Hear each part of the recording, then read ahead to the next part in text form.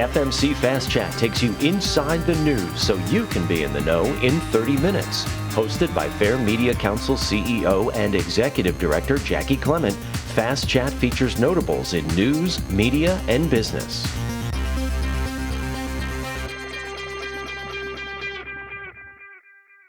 Hello, and thank you for joining us. I'm Jaci Clement. And in this episode of Fast Chat, we continue our series that we call the Local News in America series with a look at the Keene Sentinel, which began publishing in 1799. And joining us today, we're very fortunate to have Thomas Ewing, who is the owner and publisher of the Keene Sentinel. So, Tom, thank you so much for joining us. Thank you, Jaci. It's a pleasure to be with you. Well, we're thrilled because we know you're running one of the most historic newspapers we have in the country. That I believe the key phrase is you've continuously published under the same name since 1799. Since 1799, right? I think the fifth oldest in that by that measurement. Okay. Well, why don't we start out with you telling me how you ended up at the Sentinel, since you do have a law background? I consider myself a recovering lawyer.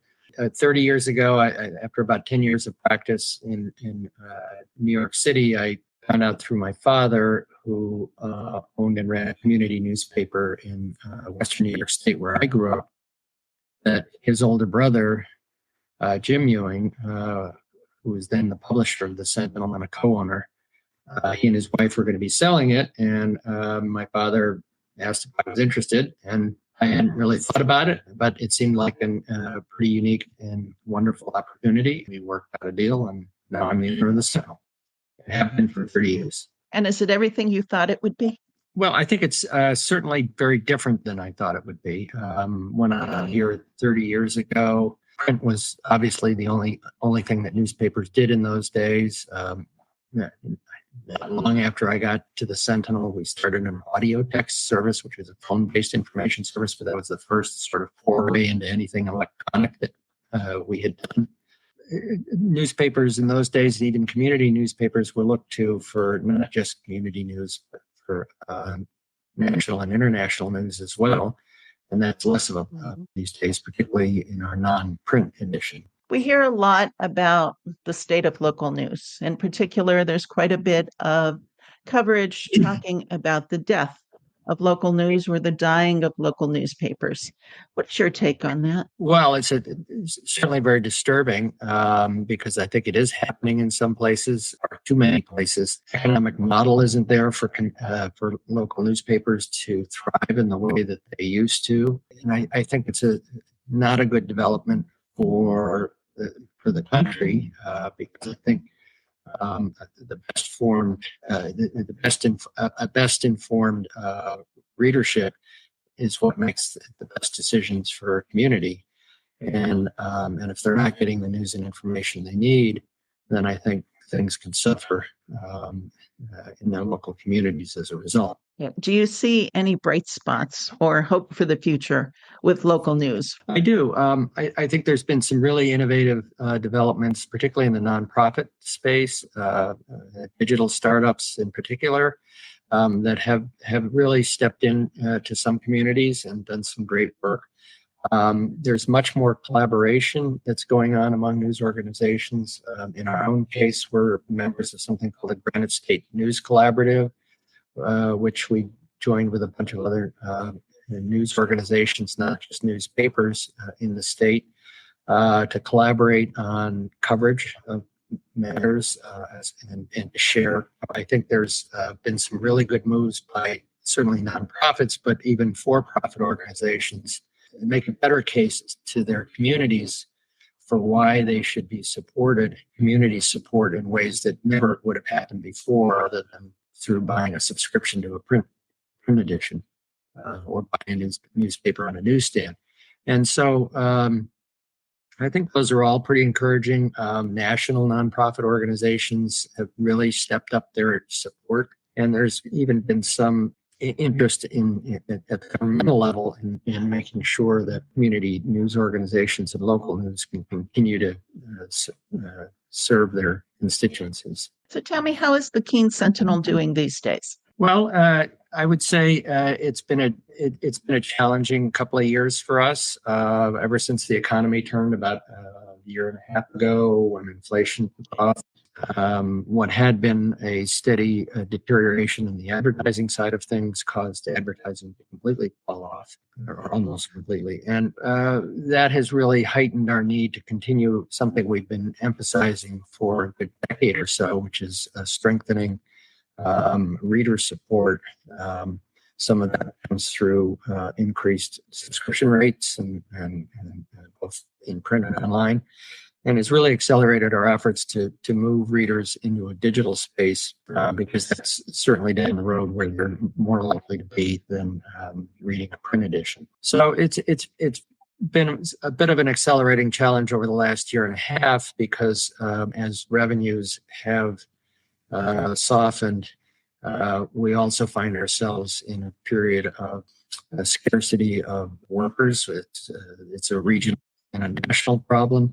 And so we've been under pretty heavy wage pressure as a result of that. So you combine the two, and higher expenses, lower revenue. Okay, fair enough.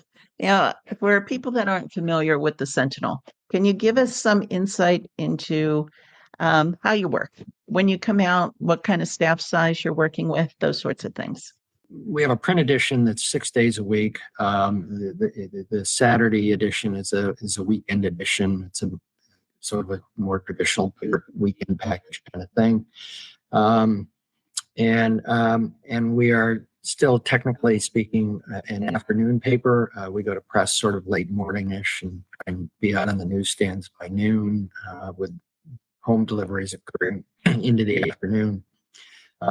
The weekend paper is a morning delivered paper on Saturday mornings. But we are much more digitally oriented in how we're pushing out news these days. So when we have a story, we're pushing it out almost right away once it's ready to go. And that can happen on a number of platforms. We have obviously a website where many newspapers do, but there's e-editions, which are sort of the digital version of a print format. We have newsletters, and then there's a fair amount of pushing things out on social media as well, all with the goal of informing people and also driving them to the fuller coverage they can find on our website.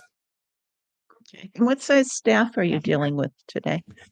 So we're probably in the mid 50s, I would say, which is maybe a half to 2/3 of what we used to be when I first came to the Sentinel 30 years ago.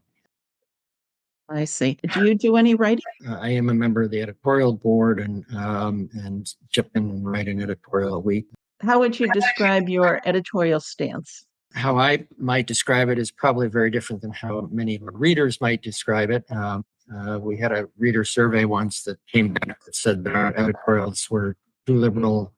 As many people thought they were too liberal as thought they were too conservative. So that there is an issue of perception there.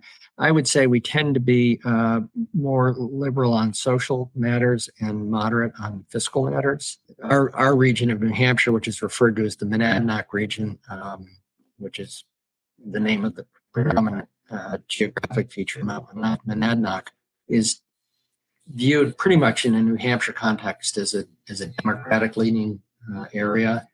And so I suspect we're identified in that way by a lot. Have you given any thought to actually getting rid of editorials? Because I know that's also a conversation that is being taken place because some people feel that newspapers don't distinguish between editorials and news. It's certainly something we've talked about. We haven't made that decision yet. We continue to feel, at least for the time being, that there's value to offering our perspective on matters. 30 years ago, when we were writing an editorial a day, many of our editorials were related to national and international developments, as much as on local matters. We don't really do that anymore. The only time we might tend to comment on national or international matters or if there was some local connection. I think a subset within the editorial discussion, the discussion of whether to continue editorial is also whether to do endorsements or not. And we sort of go back and forth on that. For the time being, we are continuing to do that. Even within that arena, we don't do endorsements for local races where we don't feel the candidates have sufficient other platforms for opinions about them to be formed. So, for instance, we don't do endorsements for city council races. Just out of curiosity, what's your track record with those that you have endorsed? Well, so we have this thing called the New Hampshire primary, for instance, presidential. Oh, I've heard of it. Yeah. And we have over the years where there have been competitive races we've endorsed in both primaries. Given our more moderate stance, our endorsements on the Republican side, I wouldn't have had great sway, although there have been some instances where the people we've endorsed have won. And it's the record's somewhat the same on the Democratic side, too. When we do endorsements, even our approach on editorials generally is to try and write them in a way that's informative and reasoned rather than just here's what we think and you should think this way, too, kind of editorial. And so even if voters don't end up agreeing with our position, I'd like to think that we're doing a service of informing them as to why we believe on the issues or whatever might be important, come to a conclusion of endorsing a particular candidate. Now, it's that time of year because we're in political season.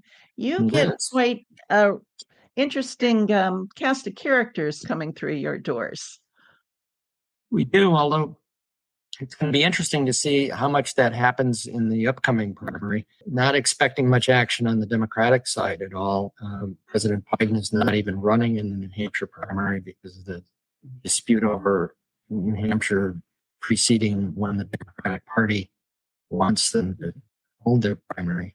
There are a couple of candidates on the Democratic side that have filed. How actively they're going to be campaigning, I think, remains to be seen. On the Republican side, they tend to focus more on other parts of the state because that's where their voters are. I'm not sure that's always the wisest thing, but what we tend to see over time is sort of as the primary gets closer, Republicans will sometimes, if they think there's a chance of picking up some voters, come over here because the New Hampshire primary, as you may know, is an open primary. So if you're not registered in a particular party, you can go to the polls on primary day and register to vote in a particular party's primary. And you are then, if you say want to vote in the Republican primary, you register as a Republican for about the time it takes you to vote, and then you can unregister on your way out. And so that's a way that candidates might feel over in this region, they might be able to pick up some additional voters, even though the number of Republicans aren't as great over here as they are in other parts of the state. I'm curious, out of the politicians whose names we would know, who treated the staff the best? You mean over the years? Mm-hmm. That's an interesting question. I remember John Kasich a few years ago. I guess he was running in 2016 most recently. I think he might have had some kind of newspaper background. I'm not quite sure of that. But after he got through the interview with us, an editorial board interview, he then wanted to wander around the building and watch the newsroom in action and chat with people. And not in sort of a glad-handing, please vote for me kind of way, but just he was kind of interested in what was going on. I thought that was pretty nice and pretty unusual. Barack Obama wanted to go shake hands with everybody.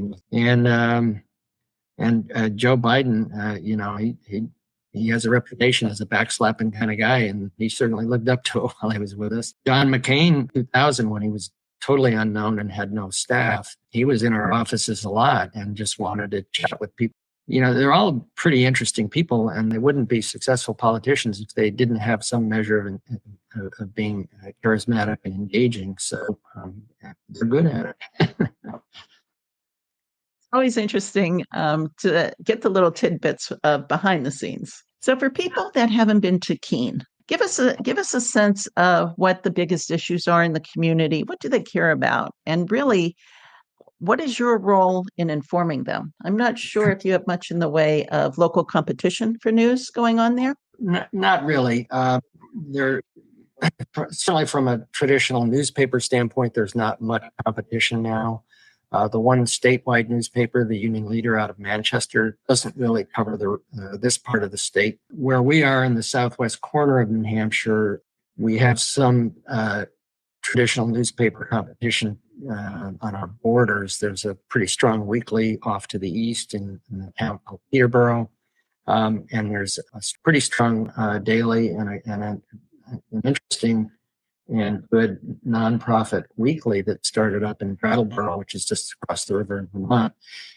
Neither of those really get in towards the core of our region a whole lot. And so otherwise, the only meaningful competition comes really from a local news radio station, which doesn't tend to do so much coverage, but it does have some interesting talk shows. It can be informative. And as for issues, it's a region, New Hampshire generally, and this region as well, has really suffered in the opioid epidemic that's been going on. So substance abuse has been a real issue. Housing has been, affordable housing is a real problem in the state generally, and very much so in our region. Workforce development is a problem. Everybody complains about property taxes all the time, and childcare. The absence of affordable childcare is a real problem. We focused a lot on this in our coverage. We recognized housing as an issue several years ago, and actually assigned a reporter to it as a beat and to try and highlight it. Editorially, we've been strong on some of the issues. The substance abuse issue has spilled over into a concern about mental health care that's available or unfortunately not available in many cases. And so there's been a lot.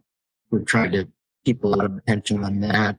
And then workforce development it's been something that we've tried to address quite a bit in our coverage as well. How did COVID impact the area? It was interesting. We're kind of an area that turned out to be a little be attractive to some folks to relocate to work remotely from. So there was that actually put a lot of pressure on the real estate market around here, and has contributed to the lack of affordable housing.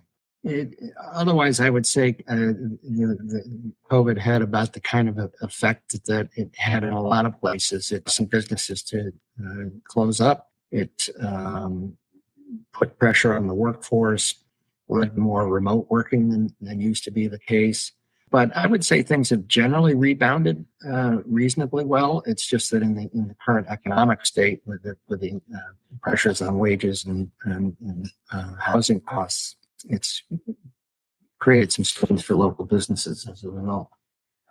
I see. So if I were to walk down the main street of Keene, what would that look like today? If anybody's watching and is interested in a storefront in Main Street in Keene, there are a couple available. But it's a reasonably vibrant downtown. Historically, Keene claimed to have the widest Main Street in the country. I don't think that's the case anymore because there's a median down the middle and trees. But it's kind of a classic New England town with a Main Street that comes up to a town square, which is actually a circle, but we call it a square. White congregational church at the head of the square that sort of predominates the whole downtown. And so it's a pretty attractive place to visit. And the downtown businesses have done a decent job of mixing up what it is they have to offer to keep attracting people downtown. Okay.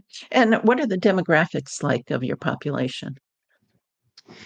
Well, like a lot of New Hampshire, it's still sort of predominantly white, but the percentage of minorities is increasing. That's partly a function of recruiting that's been happening by some of our larger businesses. And some of it's a result of proximity to Boston as people move out from Boston this way. The diversity is increasing, but it's by no measure what you would see in other parts of the country. Yeah. I'm curious, since we're coming into the political season, or at least well into it at this point, um, wouldn't you expect a fair amount of political advertising? You can't get away from it on the one statewide television channel or the Boston television channels. Certainly at the national political level, the consultants have gone away from print advertising for years now. About the only time we see any of that is when there's no more airtime to be bought of and the election's close at hand, and then maybe we'll get some last minute uh, ads that way. We do see some advertising coming digitally, and so that happens. But it's pretty heavily television oriented these days. Channel 9, which is located in Manchester, is everyone looks at them have they built a new wing after every primary. They do get a lot of advertising. How are you basically diversifying your business model? We're seeing some organizations that are relying a lot on doing special events. So how would you describe your mix? Well, like many newspapers, I suspect we were predominantly advertising based, certainly 30 years ago when I started with the Sentinel. So that would have been anywhere from 70 to 80% revenue. And now we're over half from reader revenue sources. So that would be subscriptions. In the last few years, we've grown community support quite a bit. Been sort of targeted support. So when we've gone out to the community and asked for their help, it's been to support particular initiatives we've had underway. So we've used that to fund a State House reporter, for instance, which we've never had in as long as far as I know, at the Sentinel. And we've used it to fund what we call a health reporting lab, which is focused just on health issues of the region. It supports a dedicated reporter as well as freelance support as well. So community support has become increasingly important. We have dived into events quite a bit, and that's a significant and we think a growing source of revenue for us. We've been quite successful with some of them. It's been a kind of a win-win because not only is it a chance to sell sponsorships and to raise revenue to support our other operations, the type of events I think helps strengthen our bonds with the community because some of the events are honoring, say, extraordinary women in the region or up-and-coming professionals, local athletes, and the community really gets behind them and really appreciates the recognition that comes out of them.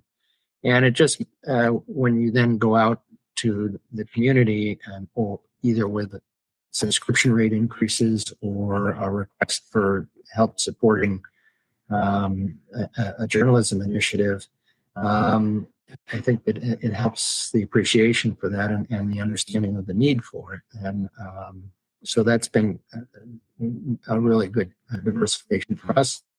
We've also added some niche publications. We're like the pasta cook throwing spaghetti at the wall. We're trying everything. Have you given any thought to the nonprofit model? We have. We've looked at it quite a bit. We're not quite sure where those considerations would go. And there are variations of it that are interesting as well. So it's a little hard to say where that might end up. Okay. So I'm wondering, after 30 years of doing this, why do you still do it? Well, there's some mornings I wonder myself. I think the thing that I really still find quite energizing is the idea that what we do serves a need in the community that wouldn't otherwise be served, and that is helpful to the community. And so there's that. That's sort of our core mission. And if we're doing that, then I find that to be very energizing. And then for me personally, the idea that we just continue to try and figure out ways to keep doing that in a pretty challenging business. Is a fun challenge, and one that I think it's very important that we succeed at. And so that keeps me going. When you're out in the community and you're talking to people, what is your favorite feedback from the public? Well, I would say probably it's a small thing, but just to have people say, "Well, I read this article in the paper, I saw this online, this piece you had online," and to realize that maybe they wouldn't have known about something if they hadn't seen that, and that it's factored in their thinking about things. I think that's pretty gratifying. It was kind of a surprise to me when the local chamber named us a Business of the Year a few years ago, because typically over the years, businesses have complained that we don't support them adequately. And to me, it was kind of a recognition that stemmed from a greater appreciation of what a local newspaper can do for a community, and an appreciation for what we were doing. So that was pretty gratifying too. And it's common now to have people, when they read about other areas, other places in the country where newspapers are struggling, they want to know how we're doing, and so that's a measure of the fact that they care. So, is there anything we didn't cover that you wanted to add? One thing we are doing on the journalism side of things is we are really, as part of our effort to build our engagement with the community even more, is we are emphasizing greater transparency, greater emphasis on solutions journalism. We've been part of the Trusting News initiative, which you may have heard of, and we are trying to pivot the way we interact with people in a much more engagement focused way. We hired or actually promoted a person into a position called managing editor for audience engagement, which was a mouthful I never thought I would be saying 30 years ago. But it's worked out wonderfully for us, and it helped us understand even better something that I think is critical, is that there are lots of ways that people consume their news, and it doesn't necessarily have to be a print format. It doesn't need to be in a website format. It can be in a newsletter. It can be in a social media post or the like. And we've got to figure out how to serve the desire to get news in those ways for our region. So. That's great. And I think that's a great place to wrap it up. So I want to say thank you very much for your time, and for keeping the Sentinel alive and meaningful. Well, we're coming up on our 225th anniversary next year, so we have to.